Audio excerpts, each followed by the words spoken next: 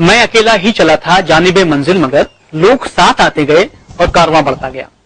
यदि नेता को हम देखते हैं तो उसके पीछे एक बड़ा कारवां दिखाई देता है, नेता के बैकग्राउंड में एक भीड़ दिखाई देती है और कहा जाता है कि ये एक बड़ा नेता है। कैसा होना चाहिए आपका नेता? इस वक्त स्वास्थ्य राज्य मंत्री महेंद्र हाडिया हमारे साथ मौजूद है। आइए बातचीत करते हैं कि महेंद्र जी क्या सोचते हैं इस देश का, इस शहर का, इस कॉलोनी का नेता कैसा होना चाहिए, क्या गुण उसके अंदर होना चाहिए? महेंद्र जी, एक नेता की परिकल्पना आपके मन में क्या है, कैसा होना चाहिए? हम आप पर बातचीत करेंगे कि आपकी क्या यात्रा रही, लेकिन कैसा होना चाहिए एक नेता, युवाओं को जरूर बताएं। देखिए, मेरी नजरों में नेता भी कोई विशेष व्यक्ति नहीं होता है और एक सामान्य और सहज रूप से काम करने वाला व्यक्ति, जनता के बीच में रहने वाला व्यक्ति अगर सहज रूप से काम करता है तो मैं उसको मानता हूं कि वो नेता होना चाहिए, जो लोगों के दुख सुख में जाए, जो लोगों की समस्या के बारे में सहज चला जाए, उनको दूर करने की कोशिश करे और सामान्य रूप से बिना किसी घमंड के और बिना किसी अहंकार के जनता के बीच में रहे, वो उस व्यक्ति को मैं आदर्श पुरुष मानता हूं, चाहे वो कोई भी हो। और ऐसा जनता भी चाहती है कि ऐसा आदमी हमारा प्रतिनिधि होना चाहिए, हमारा नेता होना चाहिए। जी, बहुत अच्छे विचार आपके कि एक आदर्श नेता ऐसा होना चाहिए और एक लंबा राजनीतिक जीवन आपने देखा है, एक सफल नेता के रूप में भी आप प्रतिस्थापित हुए हैं। क्या यात्रा थी, कैसे नेता के रूप में आप तब्दील हो गए या धीरे धीरे पगडंडी बढ़ती गई? आपने खुद ने चाहा, किसी और ने आपको पिकअप कर लिया, कैसे हुआ ये रास्ता जो है नेता तक कैसे पहुंचा? देखिए, मैं 1970 में गुजराती हायर सेकेंडरी स्कूल से मैंने 71 में हायर सेकेंडरी पास करी। सौभाग्य से मुझको छात्रों ने अपना अध्यक्ष वहां पे चुना। उसके बाद होलकर विज्ञान महाविद्यालय के अंदर लगातार सतत 3 साल तक पढ़ाई करते हुए जब मैं बीएससी फाइनल में था तो मुझे वहां छात्रों ने अपना अध्यक्ष चुना।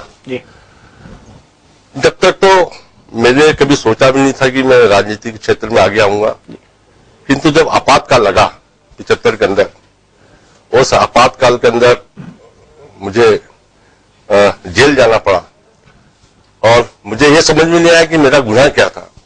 एक कॉलेज का छात्र संघ का अध्यक्ष होना गुनाह था क्या मेरा? और उस समय में भारतीय जनता पार्टी जब तत्कालीन जनसंघ थी और अन्य लोग जो जेल में बंद थे उनके संपर्क में आया और आपातकाल से छूटने के बाद फिर मैंने सक्रिय राजनीति में भाग लिया और कहीं ना कहीं इसका मोटिवेशन हमारे कॉलेज के छात्रों ने जब यूनिवर्सिटी के अध्यक्ष के रूप में मुझे चुना और उसके बाद से मैं लगातार भारतीय जनता पार्टी के संपर्क में आया। फिर मैंने भारतीय जनता पार्टी की सदस्यता ग्रहण करी और तब से लगातार इस जो मेरी राजनीति में पहले वो लगातार उस समय से बढ़ती गई। लेकिन जब आप पहली बार प्रदेश छात्र संघ के अध्यक्ष बने, वो क्या उस वक्त कैसे हुआ? कैसे आप बन गए अध्यक्ष? क्या गुण थे आपके अंदर या कौन लोग थे जिन्होंने आपको सपोर्ट किया और क्यों किया? देखिए, अपन जब छात्र राजनीति, आज की छात्र राजनीति, उस समय की छात्र राजनीति, उसमें काफी अंतर है। उसमें छात्र लोग अपने लीडर को आगे बढ़ाने के लिए हर संभव प्रयास करते थे और मुझे होलकर विज्ञान महाविद्यालय के अंदर मेरे सारे जितने भी मित्र लोग थे, जूनियर सीनियर, जिनसे मेरे संबंध थे, जो हॉस्टलर थे, जो डे स्कॉलर थे, वो सब ने तय किया कि नहीं, तुमको अध्यक्ष का चुनाव लड़ना है। और जब मैं अध्यक्ष बना और जो छात्रों के बीच में काम किया, छात्रों के हित में काम किया, छात्रों की मांगों के बारे में काम किया, तो उसी का परिणाम था कि जब काफी आंदोलन महाविद्यालय में हुए और पुलिस से काफी झड़पें भी हुई और जब पुलिस कुछ नहीं कर पाई तो उन्होंने आपातकाल के समय मुझे जेल में बंद किया और जेल से छूटने के बाद लगातार वही मित्र मेरे संपर्क में रहे। मुझे फिर उन्होंने कॉलेज में तो देवास के अंदर जो टाटा एक्सपोर्ट है उसमें नौकरी करने लगा था जी। वो नौकरी मेरी छुड़ाई उन्होंने, कॉलेज में एडमिशन दिलाया, एडमिशन दिलाने के बाद यूनिवर्सिटी का चुनाव लड़ाया और चुनाव नहीं लड़ाया, चुनाव लड़ा के उसको जिताने में भी उनकी बहुत महत्वपूर्ण भूमिका रही। हर बार जब चुनाव आते हैं तो आप अपनी उन किन चीजों पर फोकस करते हैं कि आप जो आम जनता को पसंद आती हैं और आम जनता आपको चुनता है? देखिए, एक जो सरकारी कर्मचारी होता है उसकी सीआर साल में एक बार लिखी जाती है ना, वो सीआर मैनेज भी कर लेते लोग ना सर अधिकारी से अपने। किंतु जो सामाजिक क्षेत्र में काम करता है, जो जनता के बीच में काम करता है, उसकी सीआर प्रतिदिन लिखी जाती है ना। तो वो एक दिन का काम करने से या एक महीने के काम करने से या साल भर के काम करने से मैं समझता कोई फर्क नहीं पड़ता, जब तक आप जनता के बीच में, क्योंकि जनता बड़ी सूक्ष्म दृष्टि से आपकी हर एक्टिविटी को वॉच करती है, आपकी दिनचर्या को वॉच करती है, आपके कामों को वॉच करती है। और अगर आप जनता की नजर में फेल होंगे तो निश्चित रूप से वो फिर आपका जो गिरावट का समय वो चालू है, शुरू हो जाएगा। चलिए, आप अपने बारे में बहुत कुछ बताना नहीं चाहते, लेकिन कुछ आपके अपने लोग हैं जो आपके बारे में कुछ कहना चाहते हैं। राजनीतिक रूप में मैं भारतीय जनता पार्टी में वो चेहरा मानता हूं उन्हें जो न भूतो न भविष्य थे। न भूत में ऐसा नेता पाया हमने भारतीय जनता पार्टी में, न भविष्य में ऐसी उम्मीद है कि इतना सहज और सरल उपलब्ध होने वाला नेता भारतीय जनता पार्टी में मिले। भारतीय जनता पार्टी में नेता हर प्रकार के हैं और सब नेता अच्छे हैं, पर सबसे अच्छे माननीय महेंद्र हांडिया जी, जो कहीं भी किसी भी कार्यक्रम में आने में समय के पहले आते हैं और कार्यक्रम की पूर्ण गरिमा तक वहाँ स्थापित है। देखिए, महेंद्र हांडिया जी के बारे में हम जितना कहें उतना कम है। वह बहुत ही लोकप्रिय नेता हैं विधानसभा क्षेत्र क्रमांक 5 के, और मेरा अपना सोच है कि जितना विधानसभा क्षेत्र क्रमांक 5 में जितना काम हुआ है उतना शायद ही किसी विधानसभा में हुआ होगा। महेंद्र भाई, जिनको हम सब प्यार से बाबा बोलते हैं, उनका अपना जीवित संपर्क है। ऐसी कोई कॉलोनी, ऐसी कोई वार्ड, ऐसी कोई जगह नहीं जहां महेंद्र भाई नहीं पहुंचते हो। दुख में सुख में सबके साथ होते हैं। हम सब लोग उनके मार्गदर्शन में काम कर रहे हैं और बहुत अच्छे लीडर हम बोल सकते हैं उनके। जी, ये आपके अपने लोग थे जो आपके बारे में जानते हैं, आपके बारे में पहचानते हैं, आपके बारे में आपके शुभचिंतक हैं और आपको कहीं आगे देखना चाहते हैं। लेकिन इस शहर में कुछ ऐसे भी लोग हैं, या यूं कहा जाए कि विपक्ष भी है, जो आपकी जो गुण है उनको देखता ही है, लेकिन कुछ ऐसी कमियां भी हैं जो आपके अंदर पाता है। आइए देखते हैं क्या कमियां पाता है आपके अंदर। तो पिछली बार महेंद्र भाई और मैं चुनाव लड़ रहे थे तो सबसे बड़ा मुद्दा था अवैध कॉलोनियों का, और जब अवैध कॉलोनियां होती तो निश्चित ही नगर निगम की कोई भी सुविधाएं उस कॉलोनी में बराबर नहीं होती। चाहे पेयजल की बात करें हम, चाहे ड्रेनेज की बात करें, चाहे सड़क की बात करें, कोई भी सुविधा उन कॉलोनियों को नहीं मिलती है। तो सबसे बड़ा मुद्दा पिछले चुनाव में भी यही था कि मैंने भी अपने चुनावी घोषणा पत्र में इस बात की घोषणा करी थी कि मैं अगर जीतती हूं तो सभी अवैध कॉलोनियों को वैध कराने की कोशिश करूंगी, और उसी प्रकार महेंद्र हांडिया जी ने भी ये घोषणा करी थी। पर मैं नहीं समझती कि 5 नंबर में अवैध कॉलोनियों को वैध करने की और कोई बड़ा कदम उठा है। निश्चित रूप से बहुत खराब स्थिति बाबा की। आपको शायद पता हो तो पिछला महापौर का चुनाव माननीय पंकज संघवी जी 17,000 वोटों से 5 नंबर विधानसभा से जीते थे, और किसी कारण से बाबा विधायक बन गए हैं। लेकिन उनसे जो उम्मीद की गई थी भारतीय जनता पार्टी के मंत्री होने के नाते, मुख्यमंत्री के नजदीकी होने के नाते, उस सारे मामलों में बाबा विफल रहे हैं, असफल रहे हैं, और बाबा ने सिर्फ अपने नजदीकी पट्टों को उपकृत करने का कार्य किया है। एक वार्ड पार्षद होने के नाते मैं उन पर सीधा सीधा आरोप लगाता हूं कि बाबा ने जब भी मेरे वार्ड में आए हैं कभी भी ना तो मुझे आमंत्रित किया, ना किसी कार्यक्रम में मुझे शामिल किया है। और मैंने कई बार उनको बुलाने की कोशिश करी कि आप बाबा मेरे वार्ड में 2 बोरिंग करा दीजिए, तो उन्होंने आज तक मेरे कहे अनुसार एक भी कार्य नहीं किया। मुझे शर्म आती है कहते हुए कि मैं क्षेत्र क्रमांक 5 की विधानसभा का पार्षद हूँ। स्वास्थ्य के मामले में कोई बड़ी योजना विधानसभा क्षेत्र क्रमांक 5 में नहीं ला पाए। किसी इलाके में कोई हॉस्पिटल, कोई आजाद नगर में खुला हो, मूसाखेड़ी में खुला हो, खतराना, जहाँ पूरे गरीब वर्ग के लोग, पंचम की फेल, जहाँ पर इन चीजों की आवश्यकता है, तो इन सभी चीजों में विफल रहे वो। तो इस बार जो क्षेत्र की जनता है वो उनके साथ नहीं रहेगी, और इस बार 5 नंबर विधानसभा में परिवर्तन लगभग तय माना जा रहा है। जी, जो हमारी प्रशंसा करता है वो तो हमको अच्छा लगता है, लेकिन जो हमारी बुराई करता है, हमारी कमियों को उजागर करता है, वो हमें बुरा लगता है। क्या इस वक्त दोनों बुरे लग रहे हैं आप? देखिए, बुराई और आलोचना जी को हमेशा मैं स्वीकार करता हूं और उस कमी को दूर करने की कोशिश भी करता हूं। जहां तक बहन जी, शोभा जी ने जो बात उठाई, मुझे ये कहते हुए कोई दिक्कत नहीं है कि जो अवैध कॉलोनियां थी 5 नंबर विधानसभा क्षेत्र में, जिसकी बहन जी बात कर रही थी,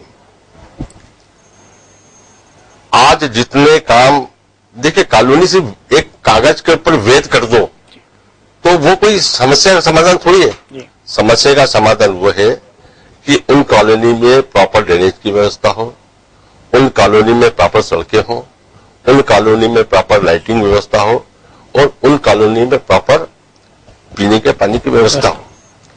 और इस काम के अंदर जितने काम अभी 2 साल के अंदर विधानसभा क्षेत्र क्रमांक 5 की बस्तियों में हुए हैं, मैं समझता हूं कि इंदौर के अंदर वो विकास का एक उदाहरण है। मैं आपको और जो हमारे जो मित्र हैं उनको भी चुनौती देता हूं, मेरे साथ चले, देखे खजराना के अंदर 4 करोड़ रुपए की लागत से ड्रेनेज का लाइन का काम चल रहा है, प्रारंभ हो गया है। मैं खुद जो गया था, माननीय महापौर जी मेरे साथ गए थे, वहां पे सीमेंट कांक्रीट की सड़कों का जाल बिछाया है। वहां के जो मुख्य मार्ग थे उनके लिए मैं राशि मध्य प्रदेश सरकार से लेकर आया और जो खजराने को चारों ओर से जोड़ने का काम किया है वो हमारी सरकार ने किया, हमारे मुख्यमंत्री ने किया, हमारे महापौर जी ने किया। शराब की दुकानों की बात उन्होंने कही है। मैं वो आता हूं, उस पर आता हूं। मैं ऐसी वेलोसिटी के टॉकीज के पीछे की बस्तियां ले ली, सारी की सारी अवैध कॉलोनियां हैं, कोई सुविधा नहीं थी वहां पर। वहां लगभग 50 बोरिंग जो 18, 19, 20 कॉलोनियां हैं, मैंने अपनी निधि से कराया। आज उनकी ड्रेनेज डालने का काम लगभग 3 करोड़ रुपए की लागत से वहां चल रहा है। इसके बाद वहां की आर्थिक उस पर आता हूं। इसमें कोई गुरेज नहीं है कि जो आपने विकास कार्य कराए, चूंकि 5 साल आपको मिले हैं और आपने काम करवाए हैं। देखिए, हमारे विधानसभा में 2 क्षेत्रों से शराब की दुकानें हटाने की मांग आई थी। लोगों ने इसके लिए प्रोटेस्ट किया था, लोग मुझसे मिले थे। एक बड़ी गौलटोली, उस दुकान को मैंने शिफ्ट कराया। एक गीता भवन की दुकान, आपको मालूम होगा, आप तो उस समय थे, वहां के लोगों का बहुत भारी विरोध था। आप पूरे मध्य प्रदेश में बता दीजिए कि कोई एक शराब की दुकान किसी ने हटवाई? अगर 2 दुकान हटी है तो विधानसभा क्षेत्र क्रमांक 5 में हटी है, वहां के लोगों के सहयोग से हटी है और उसमें भी मैं एक सहयोगी था इस बात की मुझे। लेकिन कई और दुकानें हैं जो लगी हुई हैं। नहीं, अब शराब की दुकान, देखिए एक उसका तरीका है, कोई शराब की दुकान हटानी है तो वहां के 50% लोग उसके खिलाफ हस्ताक्षर करके जिलाधीश को दें, फिर जिलाधीश उसको हटाने की कार्रवाई करता है। जहां से मेरे विधानसभा क्षेत्र में जहां से इस प्रकार की मांग आई है, हमने हटाने की कार्रवाई करी। जी, आप स्वास्थ्य राज्य मंत्री हैं और स्वास्थ्य अगर हम बात करें तो इस प्रदेश के स्वास्थ्य यदि आप देखते हैं तो के बारे में चिंता करते हैं तो वो आप प्रमुख व्यक्ति हैं, सबसे पहले व्यक्ति हैं। क्या आपको लगता नहीं कि वाकई शराब जो है इस प्रदेश के लिए, इस देश के लिए, आम युवा के लिए, इस देश की जनता के लिए एक जहर का काम करती है और इसके सरकार को इसके अगेंस्ट आना चाहिए? एक बड़ा पैसा मिलता है, बड़ा अमाउंट मिलता है, सिर्फ एकमात्र वो कारण है जिसके कारण हम सब मजबूर हैं? नहीं, देखिए, कहीं ना कहीं एक कारण तो ये है कि उससे एक बहुत बड़ा रेवेन्यू सरकार को मिलता है कहीं ना कहीं। और एक दूसरा बड़ा कारण है, अगर इस प्रकार शराब की दुकान हटा दी जाए तो अवैध शराब की बिक्री बहुत ज्यादा बढ़ेगी, बहुत अधिक मात्रा में बढ़ेगी और उसके जो नुकसान जनता को होंगे वो इससे कहीं अधिक होंगे। आपने देखा होगा कि कई जगह शराब से पीकर मरने वालों की संख्या के जो आंकड़े आते हैं, वो आंकड़े तो चौंकाने वाले आते हैं। वो सब इसी कारण होता है कि वो जो अवैध शराब है उसमें जहरीला पदार्थ मिला होता है और उस कारण उन लोगों की मृत्यु होती है। पर एक बात से जरूर मैं सहमत हूं कि शराब की दुकानें ऐसे स्थान पर होना चाहिए जहां पर आम लोगों को दिक्कत नहीं हो, जहां पर आम लोगों को परेशानी नहीं हो, महिलाओं को नहीं हो, बच्चों को नहीं हो। इस बात से पूर्णतः सहमत हूं और इसके लिए जहां से भी मांग आई है हमने उसको वो दुकानें हटाने की हमने कोशिश करी है। युवा नेता बनना चाहता है, लेकिन वो युवा जो बहुत तेजी से उभरना चाहता है, आखिर क्यों युवा राजनीति की ओर प्रवृत्त नहीं हो रहा है, क्यों विमुख हो रहा है? मैं ऐसा नहीं मानता। बहुत बड़ी संख्या में युवक राजनीति को आकर्षित हो रहे हैं और एक बहुत अच्छी बात है, कुछ हाईली एजुकेटेड लड़के भी हमारे राजनीतिक क्षेत्र के अंदर आगे बढ़ रहे हैं। निश्चित रूप से आज उनकी देश को आवश्यकता भी है जो देश को नई दिशा दे सके और हमारे भारतीय जनता पार्टी और हमारा जो युवा मोर्चा भारतीय जनता पार्टी का, वो इस दिशा में सतत लगातार कोशिश कर रहा है कि अच्छे युवक, अच्छे पढ़े लिखे युवक जो समाज सेवा करना चाहते हैं, राजनीति के माध्यम से करना चाहते हैं, उनको हम पार्टी से जोड़ने का काम कर रहे हैं, उनको हम पार्टी की गतिविधियों से परिचित कराने की कोशिश कर रहे हैं और मुझे इस बात की खुशी है कि बहुत बड़ी संख्या में ऐसे युवक भारतीय जनता पार्टी की तरफ आकर्षित हो रहे हैं। जी, विधानसभा चुनाव नवंबर में होने वाले हैं। 5 नंबर की तरफ निगाह लगी हुई है कि इस बार महेंद्र हाडिया जो हैं वो फिर चुनाव लड़ेंगे।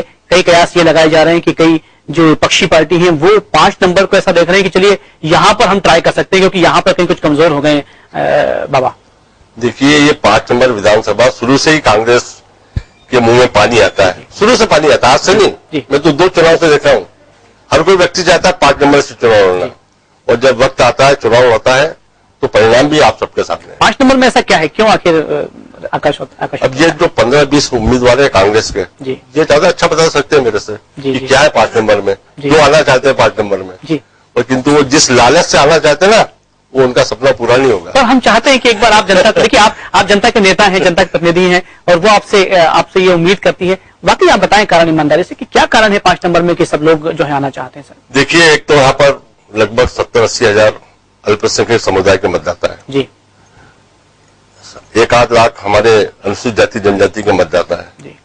तो कांग्रेस ये मानती है कि ये वोट हमारा है जी, हमारा पॉकेट का माल है जी, किंतु उनका पॉकेट का माल नहीं है अभी है। वो भी समझदार हो गए, उन्होंने विकास देख लिया 5-10 साल के अंदर। तो ये एकमात्र कारण है कि जो 10-15 उम्मीदवार घूम रहे ना जी 5 नंबर के, तो इसी कारण घूम रहे, यही कारण, और कोई कारण। लेकिन कई बार मुंह की जब खाई हुई उसके बाद भी क्यों प्रवृत्त होते हैं?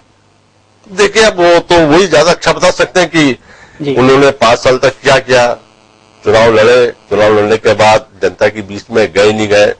देखिए, अगर जनता हिसाब मांगती है, जीतने वाले के साथ साथ हारने वाले से भी हिसाब मांगती है।